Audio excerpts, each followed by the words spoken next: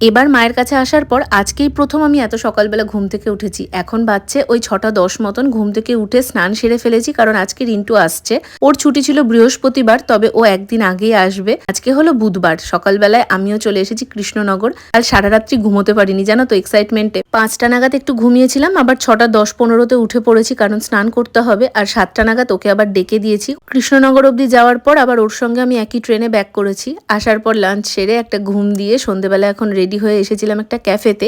এখানে চা আর পকোড়া খেয়েছিলাম। আজকে প্রদীপদাদের সঙ্গে আমাদের মিট করার কথা। ওরা আসবে 8:30 নাগাদ, তাই 8টা অবধি এইখানে আমরা সময় কাটিয়েছি। তারপর হাঁটতে হাঁটতে গঙ্গার ধারে যেই ক্যাফেতে ওদের সঙ্গে দেখা করার কথা সেখানেই চলে এসেছিলাম।